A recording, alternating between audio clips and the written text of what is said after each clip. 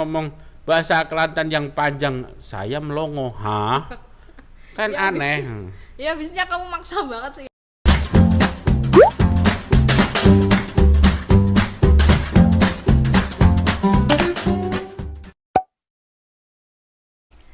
Halo, assalamualaikum semuanya. Jumpa lagi dengan aku di YouTube channelku Bantul Evi. Kali ini aku ditemenin sama suamiku yang dulu juga pernah kerja di Malaysia, tepatnya di KLCC Twin Tower Petronas. Hai. Di video kali ini, Evi mau tanya langsung ke suamiku tentang pengalamannya tinggal di Malaysia selama 11 tahun. Cerita dong Mas, mula-mula datang ke Malaysia itu gimana? Secara kan culture Indonesia dan Malaysia itu kan sedikit berbeda. Mulai dari segi bahasa dulu deh. Mas dulu mula-mula mengikutinya itu gimana? Oke, hai semua. Jadi sedikit pengalaman kalau ditanyai masalah bahasa atau pengalaman yang agak berbeda. Waktu sebelum berangkat ke Malaysia itu kebetulan saya sangat suka banget sama film Upin Ipin. Jadi dalam bayangan aku tuh bahasanya Malaysia tuh seperti itu. Cuma satu aja gitu. Heeh. Kemudian waktu udah nyampe di Malaysia, terkejut aku, kaget. Kok bahasanya lain ya? Lainnya gimana? Lainnya itu kadang ada bahasa Melayu dicampur sama bahasa Inggris. Jadi seperti apa ya contohnya? Seperti itulah yang susah mau ngomongnya. Jadi bahasa Melayu dimix sama bahasa Inggris. Seperti itu kalau bahasa.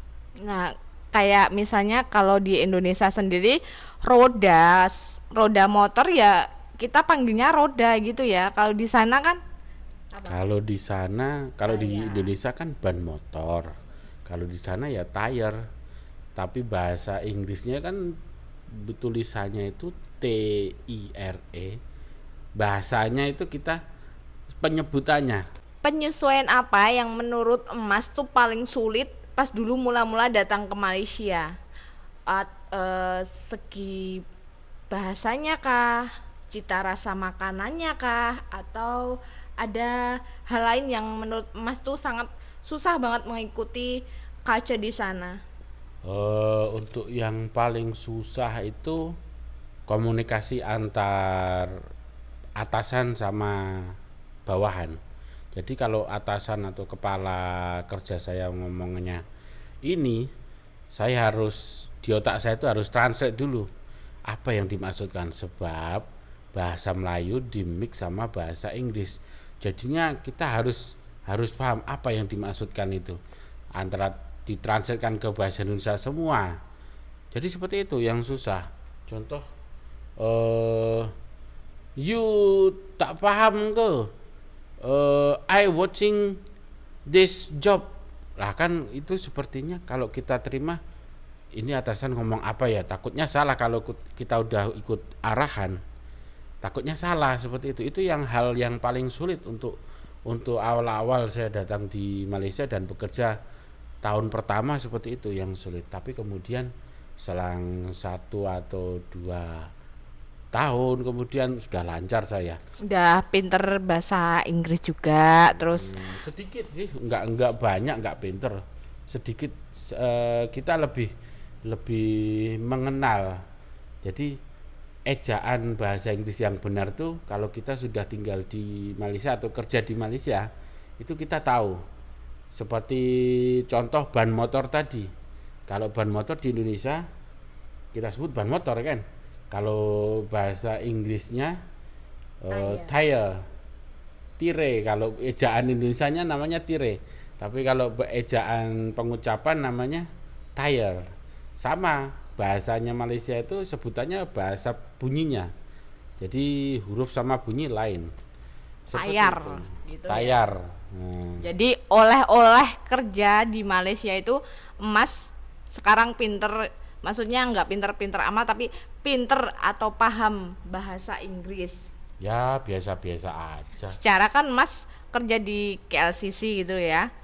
Pasti sering dong ketemu sama pelancong yang otomatis Mas pasti ditanya jalan atau kemana pakai bahasa Inggris ya, Mas pasti pinter dong jawabnya kan. Nggak pinter tapi bisa lah, Bisa seperti itu.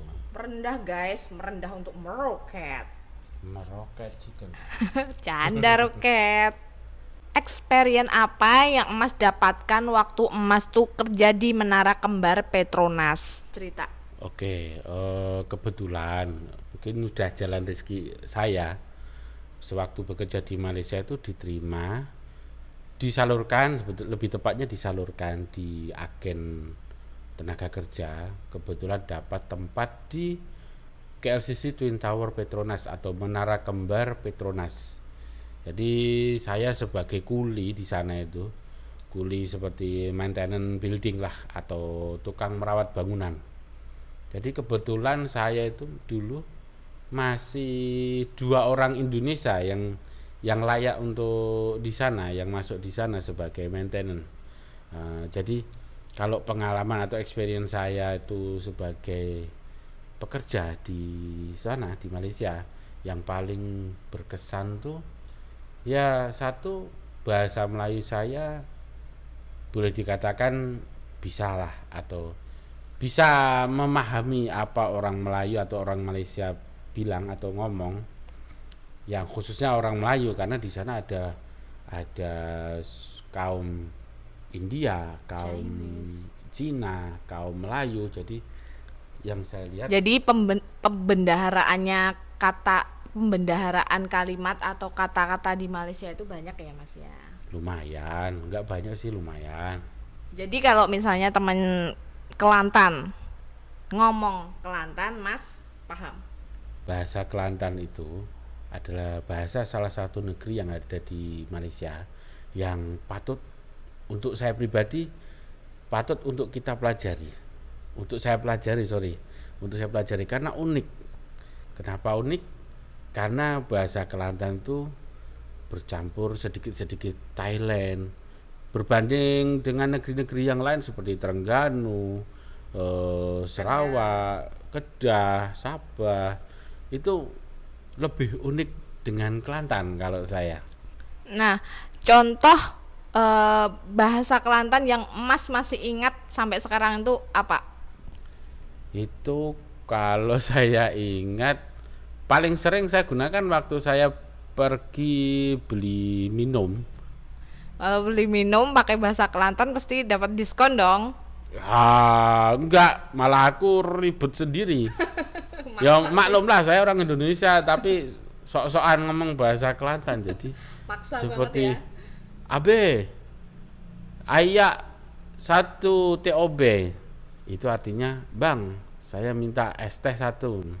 Begitu saya udah ngomong gitu, penjualnya ngomong bahasa Kelantan yang panjang, saya melongo, kan Ya, aneh. Ya habisnya kamu maksa banget sih yakin. Ya sok-sokan sih itu, tapi jangan ditiru ya teman-teman ya. Toh juga nggak dapat diskon juga kan kalau pengen di ngomongnya. Dapat malu bro. Dapat malu kan. Mm-mm. Pengalaman lucu apa yang Mas tuh masih ingat sampai sekarang dulu masa Mas tinggal di Malaysia? Pengalaman lucu yang sampai hari ini masih berkesan itu gini. Kamu ingat nggak Dik, waktu kamu suruh Mas beli minyak goreng kalau nggak salah? Iya, masih Nah. ingat-ingat. Minyak goreng itu aku beli di swalayan. Nah jadi Gede kecil itu. gede kecil ya, tapi minimarket lah, Punya minimarket. angkol bawah flat kita itu dulu. Ya, jadi saya beli di situ. Saya ambil main comot saja waktu itu. Lah, aku nggak tahu yang namanya minyak goreng sama minyak untuk orang sembahyangnya orang India, ya kan? Warnanya Itu sama. hampir mirip. Bedanya ada di aroma atau baunya. Nah, saya ambil, saya di kasir itu sempat melihat saya begini. Kemudian aku buat bodoh aja wis. Akhirnya saya bawa pulang. Sampai rumah kok istri aku marah-marah. Iya, habisnya itu. Nah kan pas kamu pulang kasih ke aku itu aku buka itu baunya udah lain. Iya sih, Bukan. emang Saya baru sadar kalau udah sampai rumah, istri aku, wah, nggak tahu marah-marah apa, udah capek-capek, Iya, habisnya salah juga udah sih Mas sambilnya. naik tangga, naik ke atas, wih, sampai rumah kok marah-marah, napa salah apa aku? Ini lihat minyaknya ya kan kamu bilang kayak gitu toh. Nah, iya, Habis itu, habisnya juga loh, bawangi. kok minyak goreng nggak ada merek sayurnya yang biasanya kan ada brand atau merek apa itu? Itu gambar Ini bunga. gambar bunga sama gambar arca. Ternyata ini minyak sembayangnya orang India. Aduh, sorry ya bos. Ya angkel, kamu tuh kalau istri ya nyuruh beli apa-apa ya gitu, kalau nggak paham tuh bilang. Iya, saya tahu. Sekarang udah nggak lagi lah, di sini nggak ada minyak untuk sembayang, minyak goreng semua kalau jual di Indonesia ya. Iya, betul. Sekian dulu video dari kami. Nantikan episode selanjutnya di channel Bandel Evi. Buat kalian yang udah nonton video ini sampai habis, jangan lupa klik subscribe, like, comment, dan share. Assalamualaikum, bye.